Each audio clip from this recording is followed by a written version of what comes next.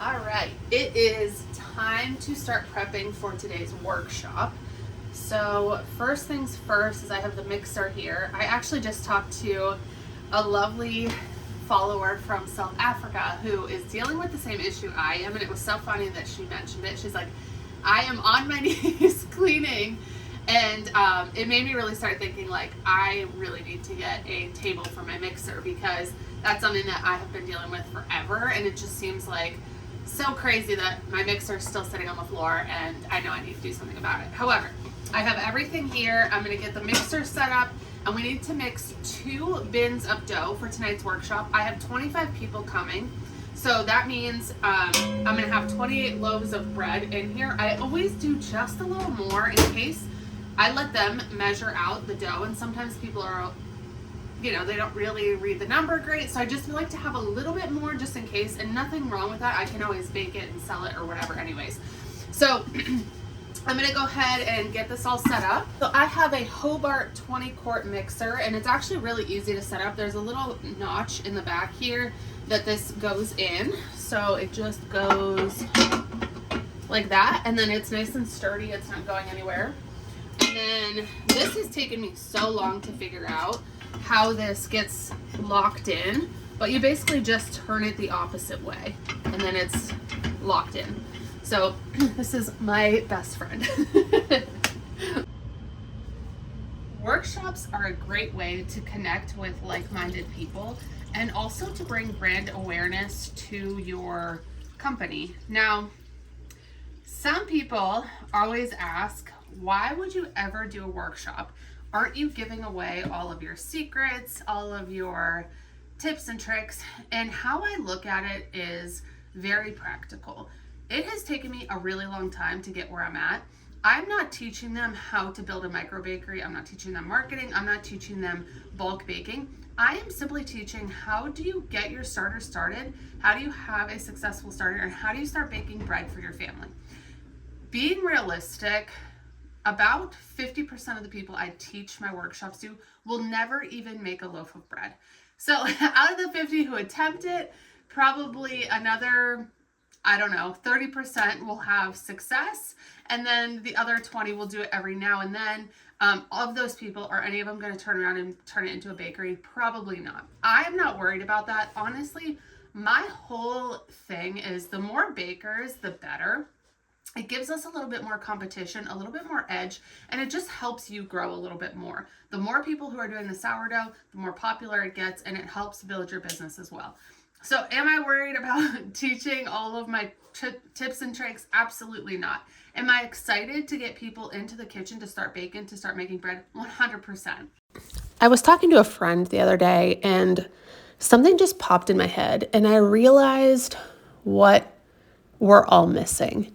And it's really connection. I think that's what we're all in need of. I mean, most of the days, especially as a home baker, I'm in the basement by myself. And with so many people working from home, remote opportunities, which is great for a good work-life balance, but that also comes with sacrificing connection with people who are most likely like-minded, especially if you're a nurse or maybe in the education field. There's a reason why you're pulled to those fields, and I feel like that's one aspect of these workshops that really speaks to me.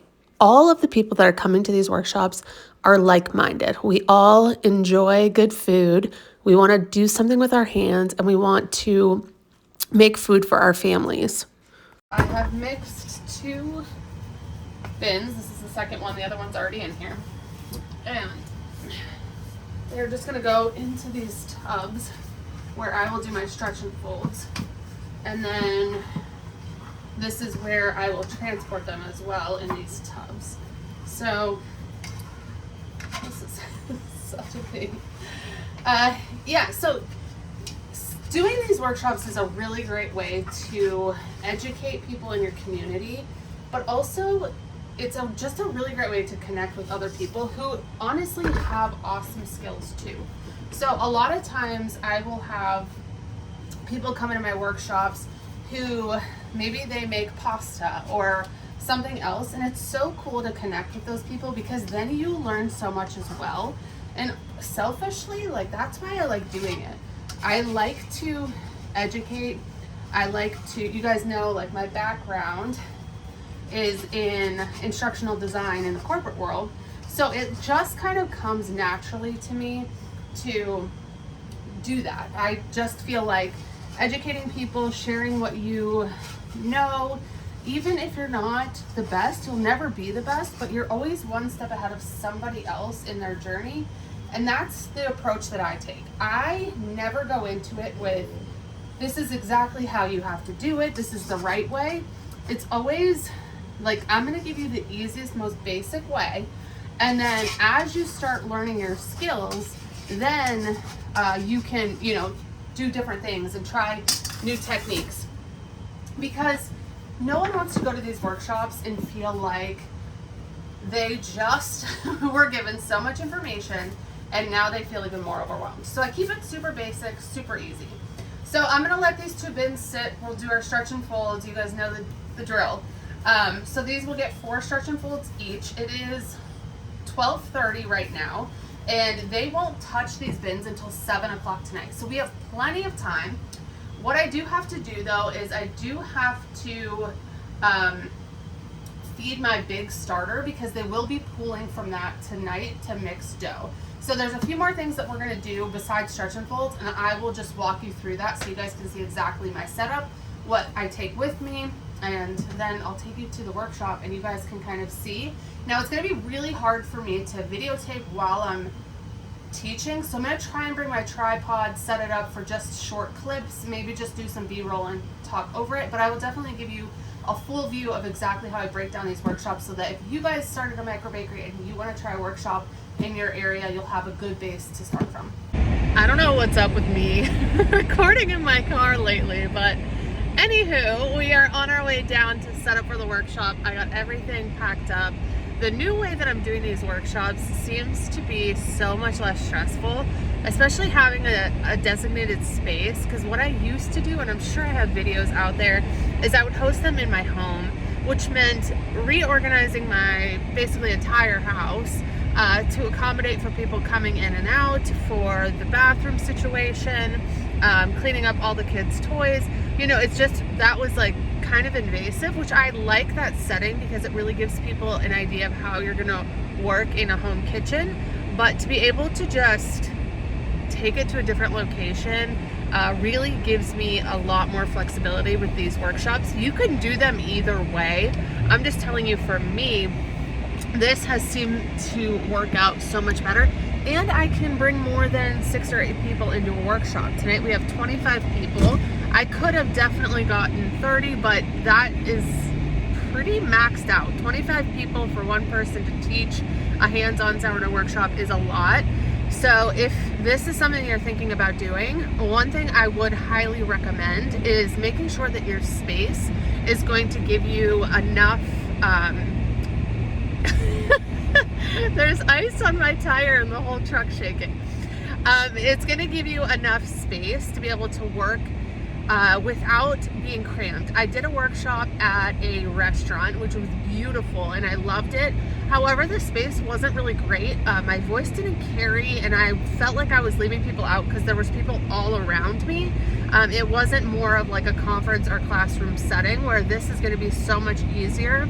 I'm going to be talking to a group that's all going to be sitting right in front of me. So that makes it a lot easier for me to make sure I'm including everyone, making eye contact, all the things that it takes to be a good instructor. That is going to be that. So when it comes to being a good instructor, there's a few things that you need to know. If you've never taught a class before, you don't come from an instructional design background or even just an educational background, the one thing you need to make sure, you can honestly be talking about anything. You need to make sure that your audience knows exactly what you're saying, right? So this is really important. When I'm talking about sourdough, it is a second language to me. I'm saying words that to me are very common sense, but to everybody else, they are not. When I'm talking about bannetons, LOMs, when I'm talking about cold proofing, fermenting, discard, all of those words to me are so clear. But if you've never heard of sourdough, it sounds like gibberish. So when you're instructing or teaching, you need to make sure that you're using layman terms, or you're giving your class an opportunity to jump in and say, I don't know what you're talking about. What does that word mean? Sometimes at the beginning of a class, I will actually like hit on a vocabulary list really quick. And just think of like a third grade class. Like that's how you want to teach at like a third grade level. Most people learn best in that sort of capacity. So really dumbing it down, and to you it might sound silly, but to someone who's never heard of sourdough, and honestly a lot of these people haven't been in school in a long time, so you have to be that person that like reteaches them. This workshop is being held in a conference room in our local church. They are so gracious to let us use it, and all they asked was for a donation for the church, which was amazing. So at each space, they were given a bowl, their dehydrated sourdough starter, and this is something you could play around with. You could either give them an active sourdough starter or a dehydrated. I choose dehydrated because a lot of times once they come to the class, they're like, oh, I'm not going to start this for like a couple months. And that's just a perfect way to do it. I also have silicone mats under each bowl where I will put the dough, and it just makes it really easy for them to stay on the mat and easy for cleanup for me. As you can see, each person has a water bottle. I went through and marked the water bottles at exactly the amount that they need to pour out so that I don't have to be going around giving them each water that they need. I have my dough bins. I have the trays here with the scales that they'll be able to measure out their dough. And then I have my starter, and then salt, flour, everything they're going to need. We had such a wonderful time at this workshop. The setup was perfect. Everyone really enjoyed it. I will definitely be doing another one here. Let's record much of the workshop. 25 people teaching how to do sourdough hands-on is a lot. Now I'm just left trying to clean up and make sure that this place looks spick and span how I got it. But a few things while I'm cleaning. These mats are only a couple bucks at the dollar store, and though they're great for areas like this where we don't want to make a mess, it makes it really hard for people to form dough. One thing that I notice is that teaching people how to make sourdough is very challenging. A lot of people are so aggressive with the dough that it makes it hard for them to understand that they need to be very light, and that's something that every class, like if anybody makes sourdough, or if anybody does sourdough workshops and has a better way for me to explain forming dough, I would love to hear it, because everyone just rolls their dough and they don't really form it. And I'm trying to like show them, and they're just like grabbing it and mushing it. And yeah, it's just one of those things where I can't figure out quite how to explain it. But overall, went really well. 25 people came. We had so much fun. A lot of good conversation as I was walking around, which is my main goal, is to just bring people together with sourdough, to have conversation, and just to create community. So goal accomplished. I'm just gonna get cleaned up and head out, and that's all. So I want to thank you guys so much for hanging out with me today. I hope you learned something. If you are doing sourdough, I really hope that you try putting on a workshop, even if it's for just a few people. There's so many people out there who would really enjoy it. So have a good one. Bye.